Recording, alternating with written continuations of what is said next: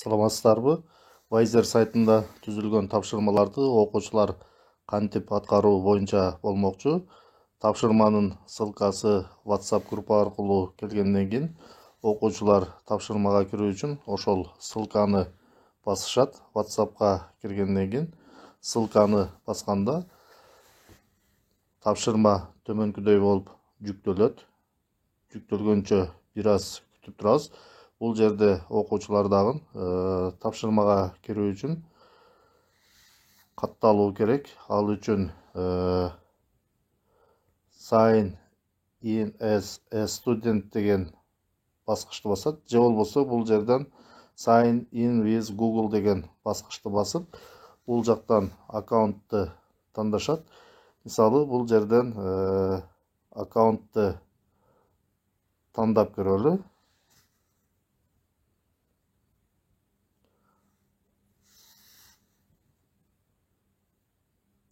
Аккаунтты тандагандан кийин тапшырма төмөнкүдөй болуп жүктөлөт. Жүктөлүп бүткөнгө чейин бир аз күтүп турабыз. Тапшырма жүктөлдү. Тапшырма жүктөлгөндөн кийин бул жерде биринчи тапшырма, биринчи баскычтагы амалдарга кайсы амалдар кирет дейт.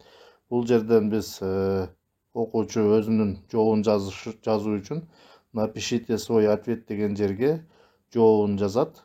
Манжасы менен ошол жерди басканда курсор пайда болот. Кошуу жана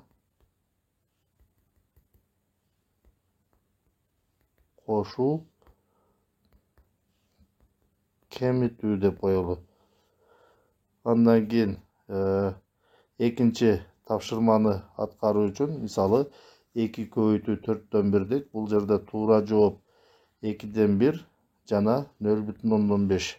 Экөөнү тең белгилейт. Эгерде бирөөнү белгилеген болсо, бир жоопко балл алат да, экинчи жоопко балл албай калат.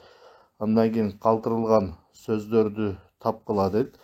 1ге жана өзүнө бөлүнгөн сандар, калтырылган бош жерди манжабыз менен басканыбызда сөздөр чыгат. Бул жерде 1ге жана өзүнө бөлүнгөн сандар, жөнөкөй сандар, жөнөкөй деген сөздү тандап коебуз.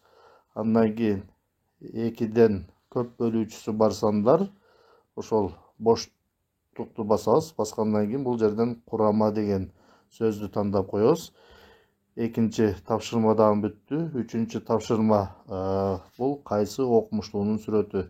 Введите деген жерге окуучу өзүнүн жообун жазат. Бул жерге Пифагор деп жазалы. Пифагор. Андан кийин 4-үнчү тапшырмага өтөбүз. 4-үнчү тапшырмада окумуштуулардын сүрөтү менен атын дал келтиргиле деп турат. Бул жерде биринчи сүрөттө Аль Бирунинин сүрөтү турат. Демек, Аль Бируниден экөөнү туташтырабыз. Андан кийин Блес Паскальдын сүрөтү турат. Блес Паскальдын сүрөтүнөн Блес Паскаль деген текстке барабыз. Андан кийин Пифагордун сүрөтү турат. Бул жерден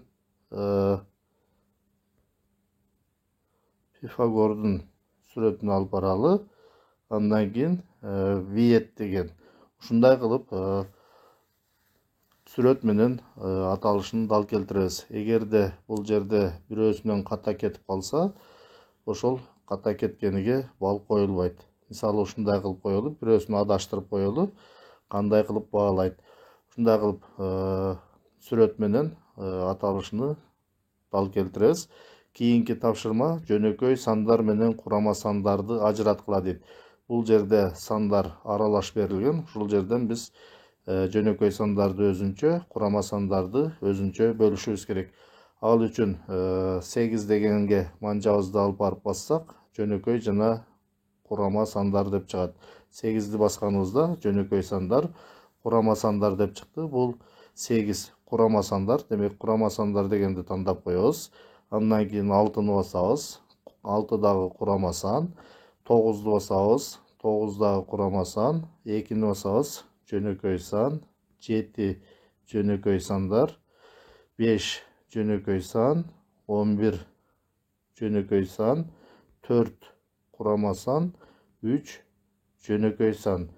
Ушундай кылып бөлүп алдык, мына бөлүндү. Андан кийин бардык тапшырманы аткарып болгондон кийин рука в работе деген баскычты басып коебуз. Рука в работе деген баскычты басканыбызда биздин аткарган ишибиз мугалимге барып түшөт. Рука в работе деген баскычты баскандан кийин бул жерде представлять на рассмотрение деген баскычты басабыз. Ушул көк болуп турган баскандан кийин ушунда болуп чыгат. Демек, задание выполнено деп биздин тапшырма аткарылды.